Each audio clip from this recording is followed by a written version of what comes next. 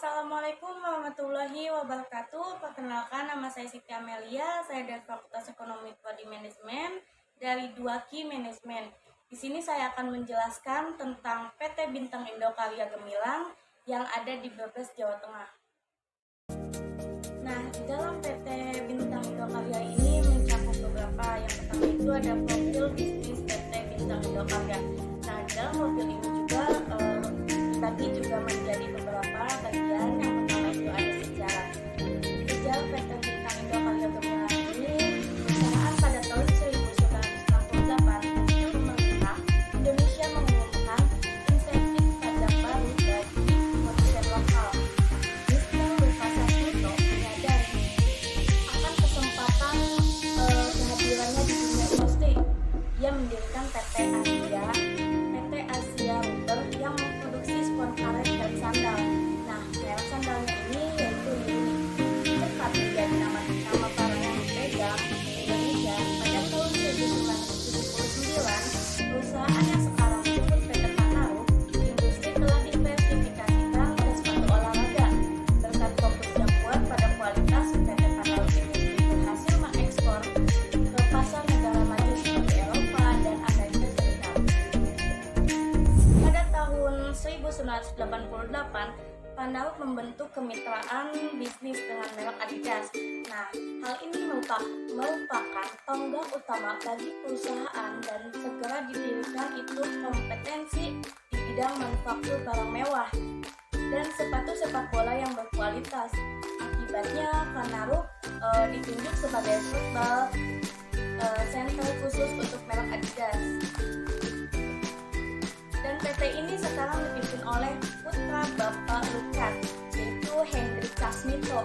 Panaruk telah berkembang menjadi 25 lini produksi berteknologi tinggi dengan lebih dari 11.000 karyawan yang terampil memproduksi sepatu profesional berkualitas untuk para atlet di seluruh dunia. Nah, 56 beberapa kontribusi yang paling berkesan adalah pada pengenalan Adidas model Predator ini pada Piala Dunia 2002 di Korea dan pengenalan Adidas model Tunit pada Piala Dunia 2006 di Jerman. Lalu, di mana kedua model tersebut menghasilkan kesuksesan yang tak terbayangkan. Lalu output manufaktur Panaruk telah tumbuh terus-menerus setiap tahunnya. Dan pada tahun 2011, Panaruk menghasilkan lebih dari 12,6 juta pasang sepatu untuk pasar dunia. Lalu PT Panaruk ini berhasil mengembangkan sebuah perusahaan yang bernama PT Bintang Indo Karya Gemilang yang berada di Brebes, Jawa Tengah. Nah, PT Bintang Indo Karya Gemilang ini berdiri sejak Februari 2015. PT ini yang berjumlahkan 2.000 karyawan. Saat ini PT Bintang Indo Karya Gemilang ini hanya memproduksi satu produk, yaitu hanya memproduksi sepatu bermerek Adidas saja. Selanjutnya ada sejawat perusahaan tentang PT Bintang Indo Karya Gemilang ini, yaitu PT Bintang Indo Karya Gemilang ini merupakan perusahaan yang bergerak di industri sepatu. Produk yang dihasilkan disingkat job order. Nah, sehingga perusahaan harus bisa memenuhi orderan yang diminta oleh pelanggan. Sejak didirikannya pada tahun 2015, PT Bintang Indo Karya Gemilang ini telah menikmati pertumbuhan terus-menerus berdasarkan hubungan kepercayaan yang telah dibangun oleh kliennya. Nah, PT Bintang Indo Karya Gemilang ini telah didirikan pabrik di Indonesia yang dapat menghasilkan lebih dari 10 juta pasang sepatu setiap tahun. Dan perusahaan telah mencapai hal-hal besar dalam kemitraan strategis dengan Adidas. PT Bintang Indo Karya Gemilang ini berjanji untuk terus maju menjadi salah satu pengembang dan pembuat sepatu terkemuka di dunia. Lalu di sini ada pendiri PT Bintang Indo Karya Gemilang ini. Yang pertama itu ada direktur umum. Direktur umumnya yaitu Mr. Stephen. Nah, kalau di direkturnya itu Bapak Budiarto SHMH. Lalu ada komisarisnya yaitu Ibu Feni. Selanjutnya di dalam PT Bintang Indo Karya Gemilang ini memiliki visi dan misi. Yang pertama itu visi. Visinya itu menjadi produsen sepatu icon olahraga dan visual yang bertampang untuk kreatif dan terkemukakan di dunia. Selanjutnya itu ada misi. Misinya itu yang pertama membantu pemerintah dengan berperan serta dalam sektor industri sepatu untuk memenuhi salah satu sandang bagi masyarakat. Yang kedua itu membuka lapangan kerja bagi masyarakat luas, sekaligus meningkatkan kesejahteraan para staf, karyawan maupun masyarakat sekitar. Yang ketiga itu berusaha meningkatkan kualitas dan kuantitas produksi agar dapat memenuhi keinginan dan permintaan konsumen. Yang keempatnya itu dalam memasarkan produknya Bintang Indo Karya Gemilang ini merupakan salah satu penyumbang devisa untuk negara. Yang terakhir itu yang kelima ada mengembangkan perusahaan seluas-luasnya. Selanjutnya itu ada fungsi tugas-tugas dalam PT Bintang Indo Karya Gemilang ini. Yang pertama itu ada direksi.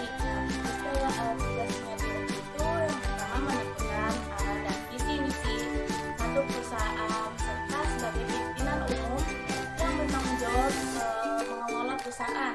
Yang kedua itu tugasnya memegang kekuasaan dan kendali penuh dan bertanggung jawab menyeluruh terhadap perkembangan perusahaan. Yang ketiga itu menentukan kebijakan yang dilaksanakan perusahaan, termasuk juga melakukan penjadwalan seluruh kegiatan perusahaan. Nah, selanjutnya itu ada direktur. Direktur ini tugasnya menetapkan prosedur perusahaan pada masing-masing manajer untuk membantu perusahaan mencapai target. Yang kedua, menentukan tujuan dan visi misi manajer yang berada di bawahnya. Yang ketiga itu menyusun kebijakan operasional untuk jangka pendek. Yang keempat itu yang terakhir bertanggung jawab untuk pengangkatan, pemberhentian, dan mutase karyawan. Nah, selanjutnya ada direktur keuangan.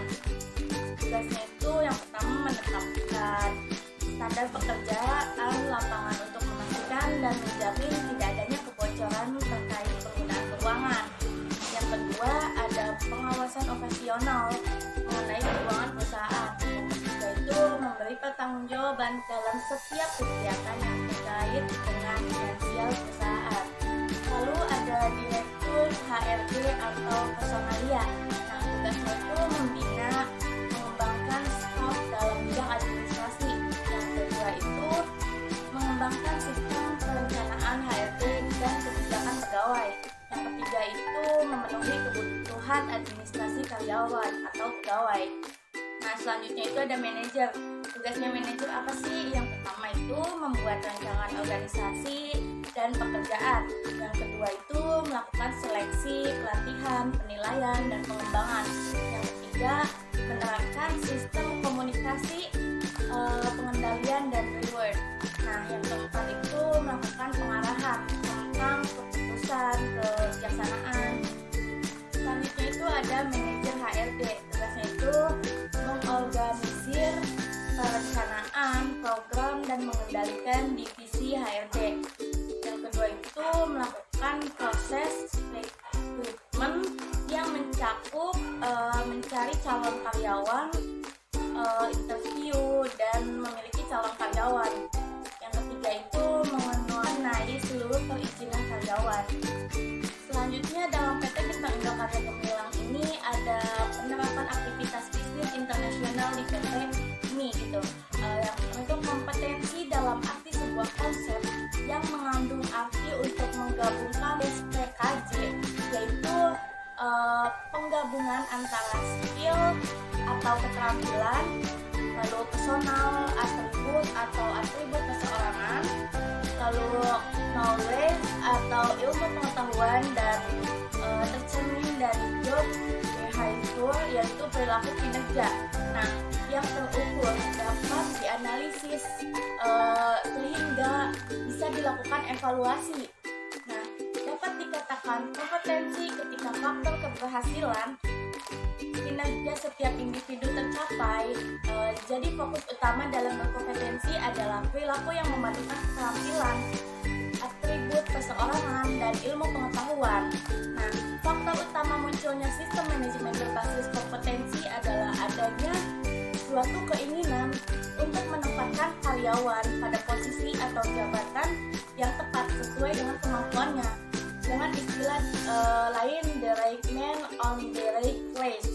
Nah, jadi mengenai manajemen sumber daya berbasis kompetensi ialah suatu proses perencanaan, pengorganisasian, pelaksanaan, dan pengendalian seluruh aktivitas karyawan, mulai dengan proses rekrutmen, pengembangan, perencanaan karir, evaluasi kerja, rencana sukses, maupun sistem remunerasi hingga memasuki masa pensiun gitu.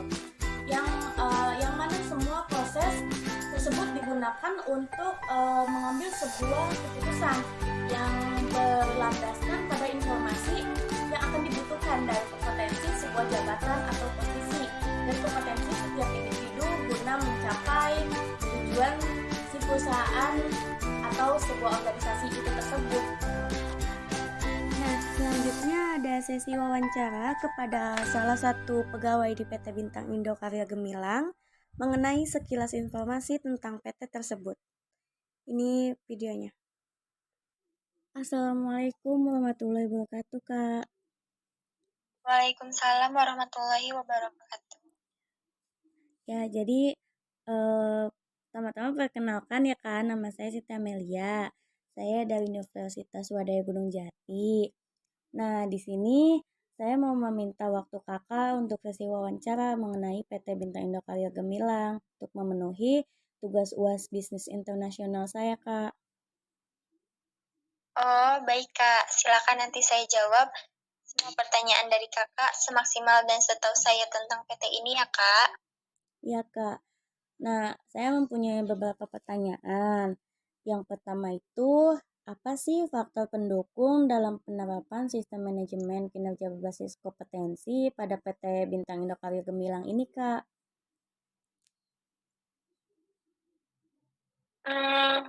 Oke, baik Kak. Setahu saya, faktor pendukung di PT ini adalah dari kesadaran setiap karyawannya, Kak, untuk selalu disiplin dan menyelesaikan catatan mengenai kinerjanya dengan baik, sesuai waktu dan kaidah yang ditentukannya.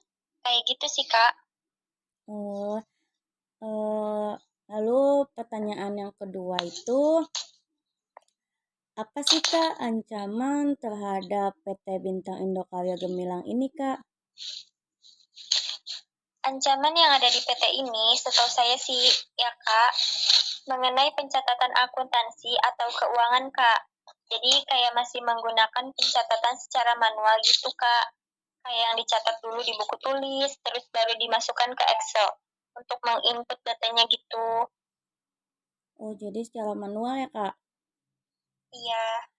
Nah, berarti pertanyaan yang ketiga tuh nyambung ke pertanyaan kedua. Jadi kayak mengapa sih Kak PT ini tuh masih aja menggunakan pencatatan secara manual?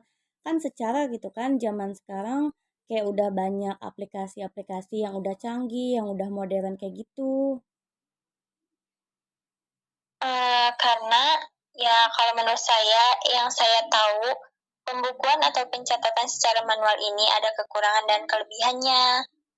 Nah, kita lihat dari sisi kelebihannya ya Kak, yaitu bisa menghemat uang, risiko kerusakan dan data hilang semakin kecil. Tidak hanya itu saja, kita bisa melatih kemampuan karyawan terhadap ketelitian dan kecermatan mengenai perhitungan data. Kurang lebihnya sih kayak gitu yang saya tahu, Kak. Nah guys, ini dia hasil dari sesi wawancara kita yang dilakukan sebelumnya dengan pegawai PT Bintang Indo Karya Gemilang. Selanjutnya ini ada faktor pendukung penerapan sistem manajemen kinerja berbasis kompetensi pada PT Bintang Indo Karya Gemilang ini. Itu faktor yang mendukung dalam penerapan sistem manajemen kinerja berbasis kompetensi pada PT ini adalah kesadaran setiap karyawan untuk selalu disiplin mengumpulkan lembar pengisian formulir, sasaran kinerja individu atau SKI, formulir bimbingan dan formulir penilaian akhir kinerja atau PAK atau PAK ke Departemen Personalia sesuai dengan jangka waktu yang telah ditentukan gitu. Terus selain itu keterlibatan dari setiap individu karyawan untuk dapat menyelesaikan setiap catatan mengenai kinerjanya dengan baik sesuai dengan kaidah-kaidah dalam pengisian formulir pelaporan yang telah ditetapkannya gitu. Lalu setiap individu karyawan sebagai pejabat, penilai maupun karyawan yang dinilai harus bekerja sama menetapkan kesepakatan kinerja mulai dari menetapkan sasaran kinerja individu atau SKI, membuat laporan intinya yang telah dilakukan dan laporan penilaian akhir kinerja. Selanjutnya kan tadi ada faktor pendukung. Nah sekarang ini ada faktor penghambat dalam penerapan sistem manajemen kinerja berbasis kompetensi pada PT Bintang Indo Karya Gemilang ini, yaitu faktor penghambatnya dalam PT Bintang Indo Karya Gemilang ini adalah ketidakobjektifan pejabat penilai dalam memberikan penilaian akhir kinerja. Pejabat penilai seringkali memberikan nilai tidak sesuai dengan kenyataannya, tidak sesuai fakta yang di lapangan, namun secara penilaian hubungan pribadi pejabat, penilai, dan karyawan yang dinilai, sehingga hal ini mengakibatkan tim pengelola sistem manajemen kinerja sulit mengidentifikasi karyawan yang memiliki kompetensi unggul dan karyawan yang memiliki kompetensi biasa saja, di mana juga akan mempengaruhi proses penetapan kebijakan pengelolaan SDM oleh Departemen Personalia yang meliputi penempatan promosi, perencanaan, karir, kebutuhan pelatihan, dan pengembangan karyawan serta pengkajian atau remunerasi. Selanjutnya, dalam PT Bintang Indo Karya ini memiliki ancaman. Ancaman dalam PT ini tuh merupakan PT yang masih menggunakan sistem yang sangat manual, yaitu dengan menggunakan pencatatan buku tulis lalu mengikutnya ke Microsoft Excel, sehingga menimbulkan beberapa masalah. Datanya itu adalah rawannya terjadi kesalahan ataupun kekeliruan dalam proses penginputan data yang pembuatan laporan keuangan yang akan memakan waktu yang lama, sehingga membuat waktu kerja menjadi tidak efisien dan kurang cepatnya dalam pencarian data yang diperlukan. Selain itu, hal tersebut juga dapat menyebabkan fungsi-fungsi yang berkaitan dengan kegiatan operasional perusahaan belum dapat dilakukan secara optimal. Selanjutnya itu ada kelemahan dalam PT Bintang Indo Karya Gemilang ini. Kelemahannya itu PT ini adalah sebuah perusahaan yang bergerak di bidang industri sepatu. Perusahaan ini terhitung lama dalam menjalankan bisnisnya, sehingga untuk mengelola data keuangan belum dilakukan dengan baik. PT ini masih menggunakan pencatatan secara manual. Tujuan utama mencatat transaksi keuangan agar nantinya perusahaan tahu laba rugi usaha mereka gitu. Fokus sistem akuntansi yang murni manual adalah pencatatan transaksi keuangan untuk menghasilkan laporan keuangan yang minimal neraca dan laba rugi. Nah, tahap awal dalam membuat laporan keuangan yang masih manual harus mengetahui neraca saldo pada akhir periode yang sebelumnya, karena neraca saldo akhir periode sebelumnya akan menjadi neraca awal untuk periode selanjutnya. Nah, sehingga perusahaan PT Bintang Indo Karya Gemilang masih menggunakan pencatatan manual ini membutuhkan banyak waktu dan sangat tidak efektif untuk hasilnya. Lalu kesimpulan dalam PT Bintang Indo Karya Gemilang ini yaitu pola pengelolaan manajemen sumber daya manusia di PT Bintang Indo Karya Gemilang ini menerapkan manajemen sumber daya manusia berbasis kompetensi. Nah, yang dilaksanakan dalam berbagai aspek, mulai dari rekrutmen, pelatihan, perencanaan, termasuk dalam penerapan sistem manajemen berbasis Berdasarkan struktur yang telah dibentuk dan dapat dirumuskan atau dideskripsikan pekerjaan dari masing-masing elemen struktur dan diidentifikasikan kebutuhan kompetensi untuk setiap jabatan. Kebutuhan kompetensi jabatan tersebut dipergunakan untuk setiap tahap proses manajemen sumber daya manusia, termasuk proses sistem manajemen kinerja. Penerapan proses sistem manajemen kinerja di PT Bintang Indokarya Gemilang itu sendiri merupakan suatu proses untuk menciptakan pemahaman bersama antara pejabat, penilai, dan karyawan yang dinilai mengenai apa yang harus dicapai. Saran untuk PT Bintang Indokarya Gemilang ini agar meningkatkan dalam pencatatan akuntansi anual ke mengikuti zaman, mengikuti modern gitu, dalam pencatatan modern agar tidak mengalami kekeliruan atau kesalahan dalam penginputan data, dan untuk lebih mempersingkat waktu, tidak membuang-buang waktu. Lalu untuk produknya itu perusahaan disarankan untuk mengadakan giveaway untuk konsumen dan memberikan diskon-diskon yang meriah secara online maupun offline, dan memperkenalkan produk dalam bentuk iklan atau tayangan agar produk bisa dapat lebih dikenal lebih jauh oleh berbagai kalangan di lingkungan masyarakat.